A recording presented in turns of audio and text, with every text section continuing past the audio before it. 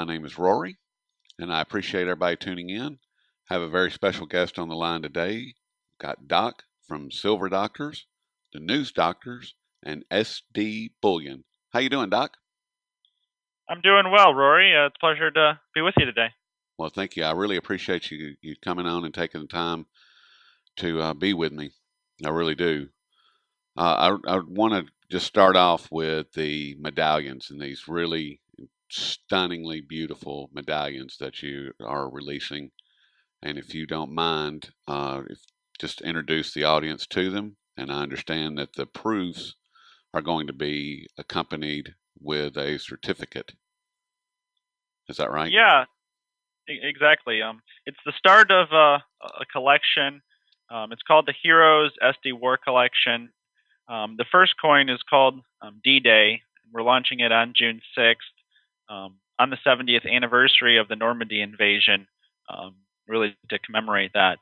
Both of my grandfathers served in World War II.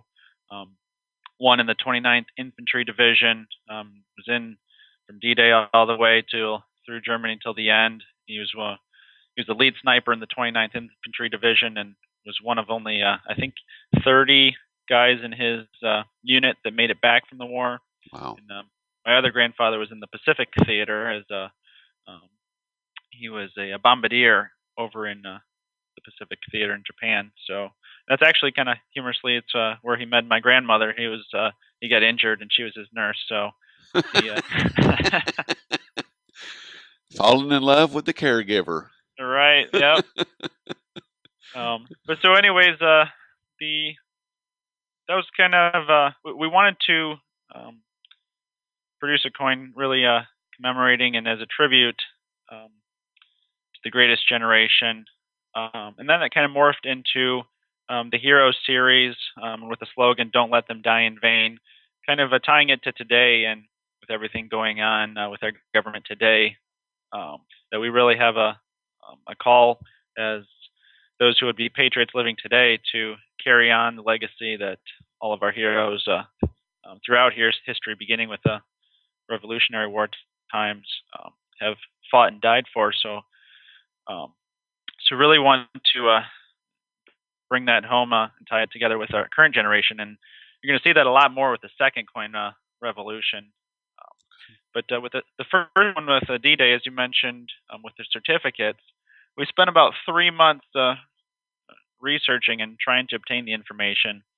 For those who aren't up to date on their World War II and D-Day history, there was 10,000 Allied casualties on D-Day, and we're producing a strict limit of 10,000 brilliant uncirculated coins, kind of as a tribute to that. But then there were, of the U.S., there's 1,557 missing in action Americans who were lost on D-Day and never found again. They're actually commemorated in the Normandy American Cemetery over in Normandy in the Garden of the Missing. They're commemorated up on the wall. But their names and information and everything, they're not online anywhere, and they're not that information is not accessible to any average American. I'm sure buried in some government archives they have a list somewhere, but even contacting every U.S. government agency, you couldn't get the information. It's amazingly, I didn't think there was anything Google didn't know, but Google doesn't know who they are. Well, they don't know it because they don't want you to know it. That could be.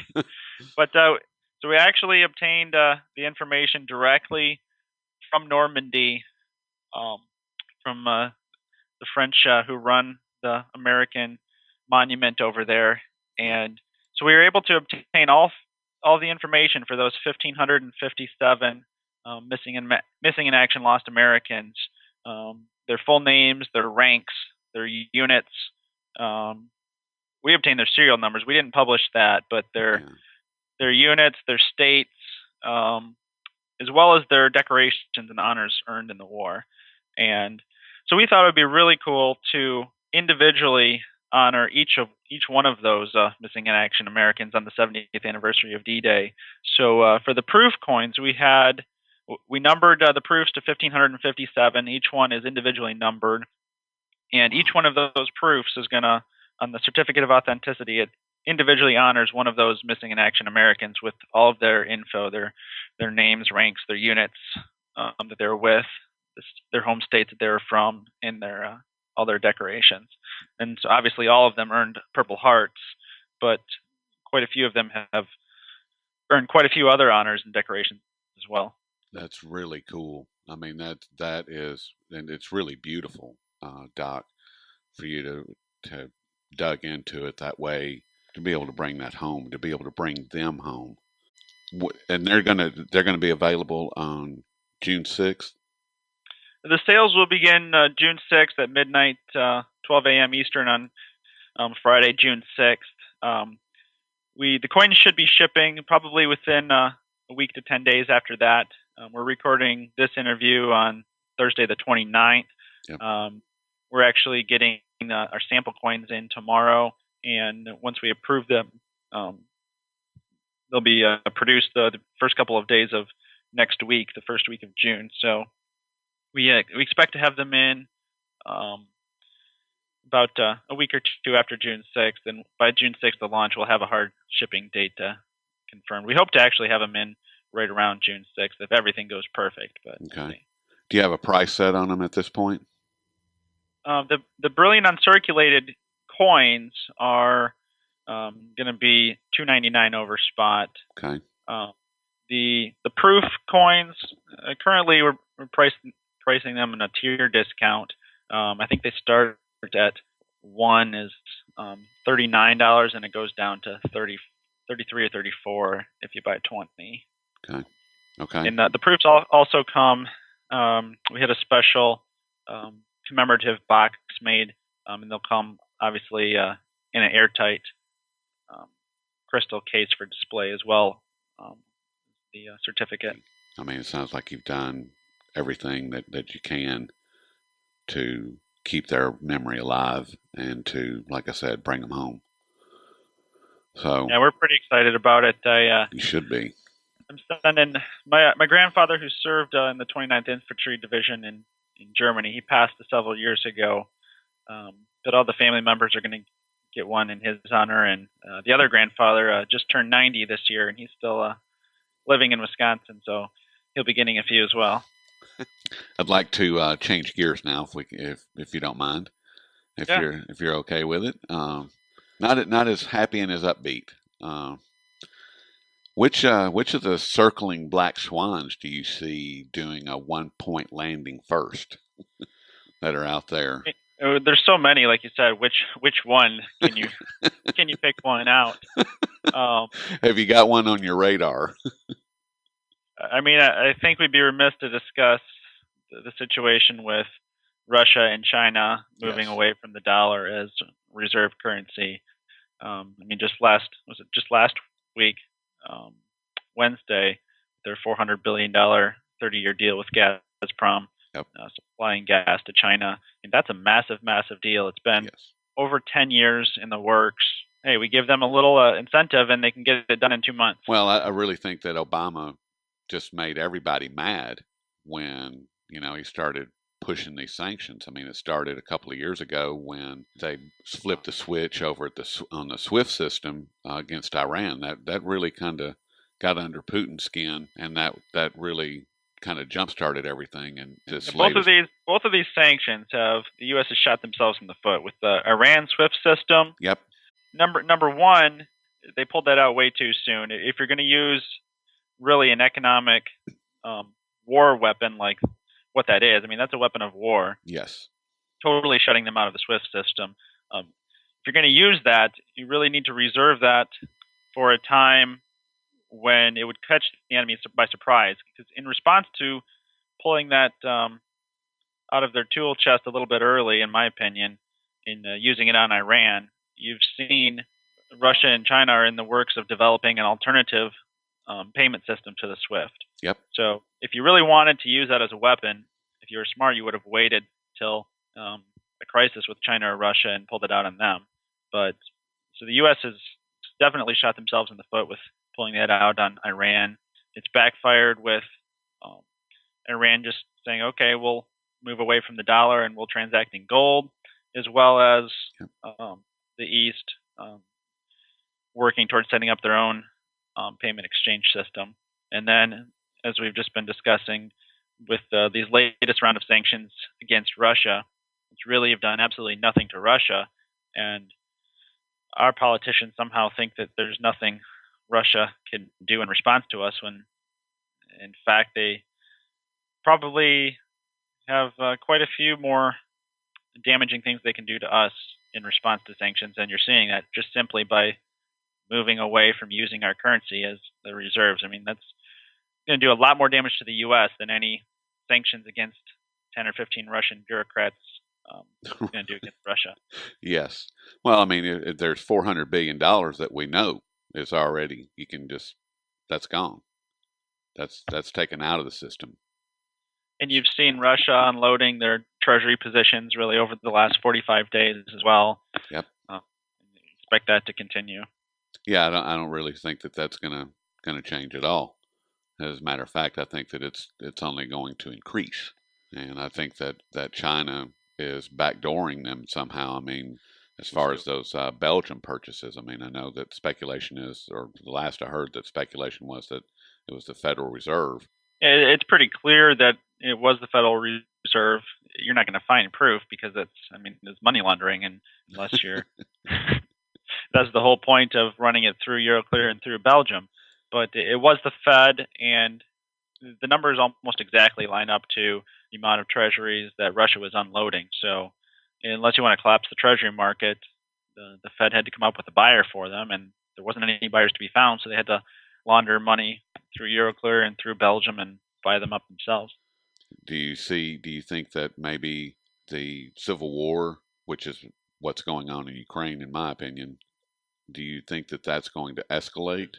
Probably the main thing that is going to continue to escalate and be a very big negative for the U.S. economy and the dollar reserve system. I'd like to ask you about what's going on with your customers. You have SD Bullion, and what are your customers up to right now? Are they buying? Are they selling? Are they sitting still? Are you seeing any orders of size at all?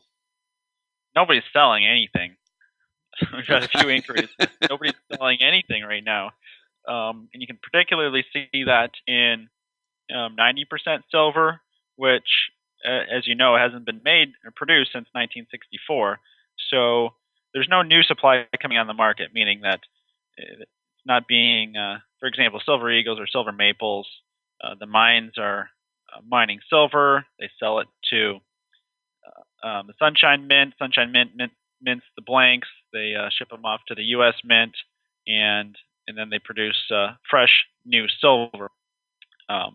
For a 90% silver, those are things that haven't been produced in 40, 50 years, and so the only supply is customers selling their supply back onto the market. And in 90%, the supply is pretty much completely unavailable throughout the wholesale market in the U.S.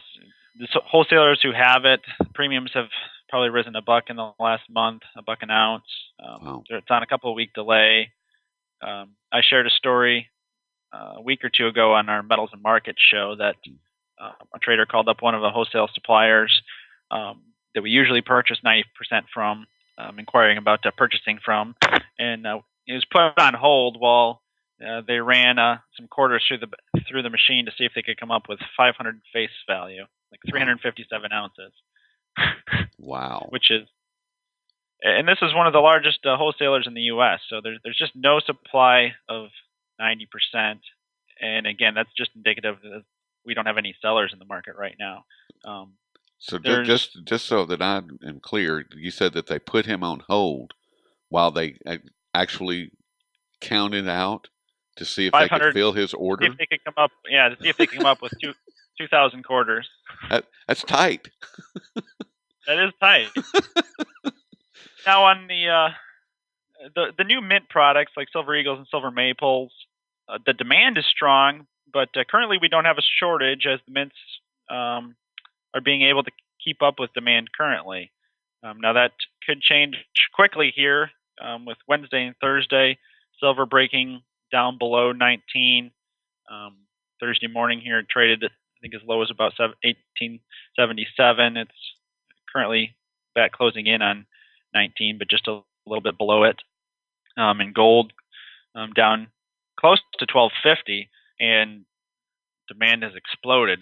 Large orders, small orders, everything from 1 ounce to thousands of ounces. Buyers are coming out of the woodwork. So supply can become unavailable very quickly in these types of market conditions, particularly if it were to persist through Friday and the weekend and any continued sell-off next week. You'll see premiums start to rise. I mean, right now, Silver Eagle premiums are the lowest we've ever seen them. I think we are offering Silver Eagles as low as $235 over spot. The mint sells to the primary purchasers at $2 per coin over spot. So we've never seen prices like this for Silver Eagles. But the demand continues. The dealers continue to sell the coins. The Silver Eagles are still on pace for an all-time sales record here in 2014. Again. They're still on pace to eclipse 2013 sales record. The Silver Maples sales are on pace to shatter the Silver Maples record. The demand is there. The demand is as strong as ever on the retail side in the investment silver.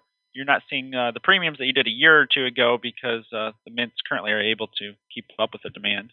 And it's been more of a constant, steady demand ever since last April. So it took the mints about 6 to 9 months to ramp up production and meet it, but they've been able to do that here the first half of 2014. You see that continuing throughout the rest of the year, I would imagine. Well, depending on silver and gold trades at, like I said, if we see silver visit test 18, and if that bottom from last July were to break, you're going to see shortages instantly. Yep. But if 18 holds as the bottom in silver, and my target for the end of 2014, I think we'll retest the $26 level that was the level that was plunged through last April. So if we do see that range of 18 to 24, I think the mints will be able to keep up through the next 6 months anyways, at least until we get well into the next bull cycle here in the secular bull market. Eric Sprott has said on numerous occasions in the first half of this year that gold is going to $2,400 an ounce. Is the Admiral about to take one on the chin, or how do you see the second half of the year playing out with gold in particular? Well, I can't ever argue with Eric Sprott. So right. I'm not going to sit here and argue with Eric Sprott. He's been right when a lot of people have been wrong. For those who don't remember, he came out in early fall of 2010. Silver was trading at about 17 or 18 bucks an ounce, and he said silver would hit $50 within 6 months. He was ridiculed pretty bad for that trade, or for that call. 6 months later, almost to the day, silver hit, $49.73 at the top, 2011. So he's got a pretty good track record. He's been in the metal since just about the beginning of the bull market. Now, he's made a couple of calls. I think last year he actually he thought gold would reach 2,000 by the end of the year. So nobody's perfect. Right. And the one thing that I want to stress to listeners, a lot of those in the precious metals community get really upset at analysts when they make a target or projection and then the metal fails to hit that short-term target. Jim Sinclair comes to mind particularly. That those in the precious metals community almost have a vitriol towards him of anger and aggression that early last year he said that 1,600 would hold as a bottom in gold, and then it obviously did not.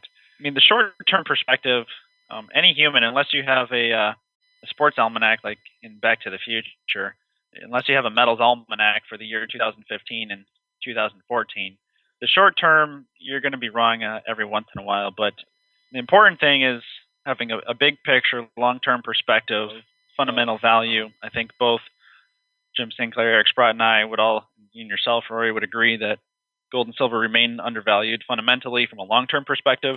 So whether that $2,400 level is hit by December 31st of 2014 or not for a couple of years, in the big picture, those who take a physical position and are able to be right and sit tight while the bull market attempts to buck them off, they'll be good in the end. But in the short term, I mean, that's why it's so hard to endure a bull market, and over half of those who are long in the beginning of the bull market, they're not able to stay long through the end because just the psychology and emotions of a massive secular bull and the pullbacks and corrections. The being right part is easy. It's the sitting tight that's hard. I welcome these beatdowns because when I got in to gold and silver, I was at about 36 on my first purchase of silver, and I've taken full advantage of what's going on right now to be able to dollar cost average my per ounce cost down, and I welcome it. So because I am in it for the long term. I do believe in sound money. I believe in honest money and not fiat. So every time that I am able to exchange fiat for honest money and get a really great undervalued exchange rate, I'm going to take full advantage of it. And for the listeners out there that are not doing that, I will be more than happy to take whatever you're willing to get rid of, because it's and particularly this is the time to buy when exactly. If you're in a secular bull market, the time to buy really in any asset, in any market, is not chasing the euphoria higher when we saw silver ramp from 30 to 40 to 50. It's hard not to do because your emotions, you feel like, I'm getting left out. I got to buy now. You know the fundamentals. You know it's going higher. But the time to buy is now, and sentiment-wise, everybody's expecting silver to head down to $12, gold to retest 1,000. That's the time to buy. I went pretty much all in on the metals when gold was about 300 and silver was under $5. I backed up the truck again when silver went down towards $9 in 2008, and I am again here right now with silver back under 20. I really believe that $18, $19 silver is just as good a buy today as $8.50 was back in late 2008 or early 2009. There you go. And it sounds like you need a new truck. Or another truck. Yeah.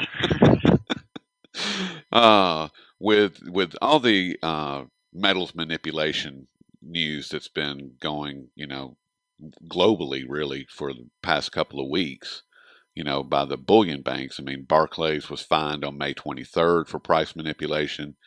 Citi, who has been under investigation for several months for Forex manipulation.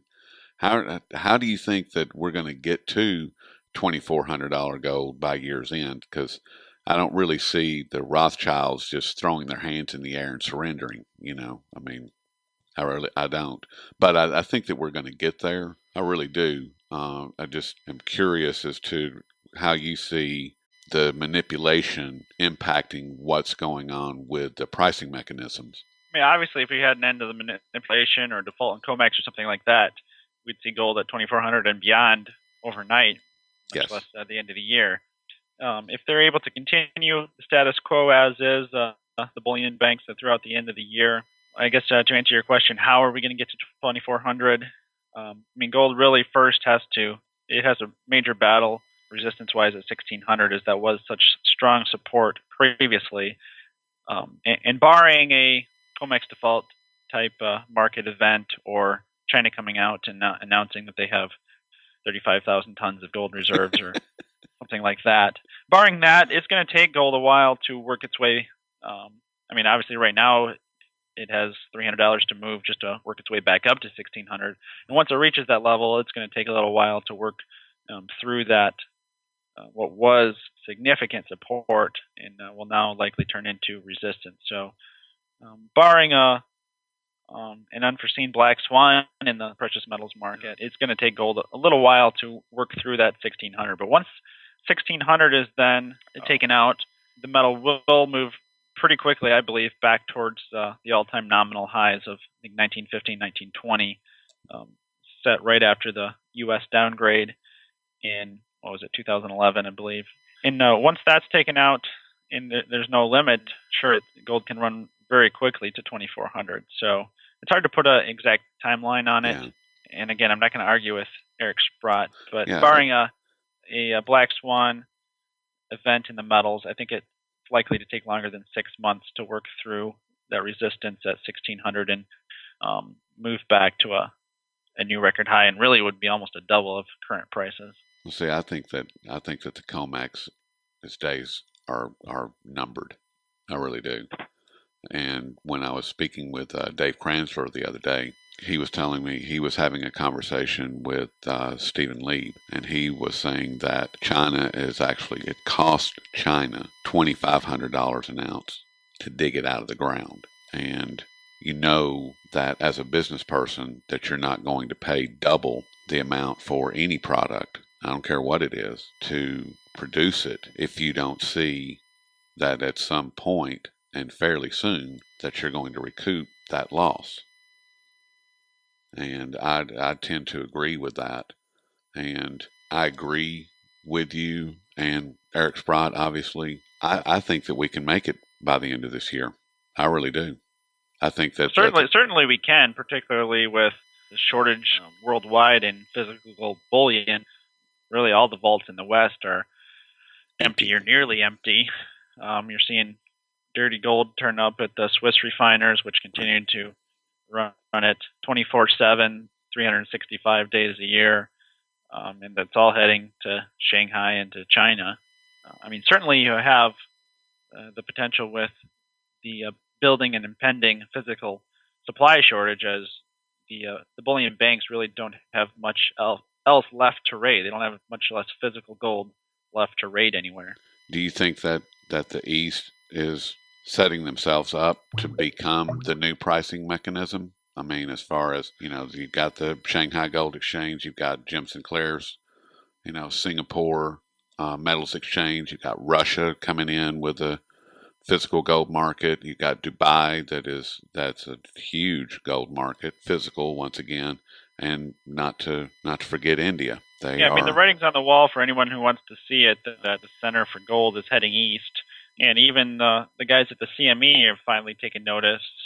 I don't know if you saw the story, Rory, about a week or two ago, that the CME has announced plans that they're going to try to launch a physical gold exchange in either, I think it was Shanghai or Singapore they're looking at. Yeah, that's I did see that. When the CME guys are heading east, you know we're about there. Well, that's where the gold is. Right. You can't have a market if you don't have the product, and there's no product here, so.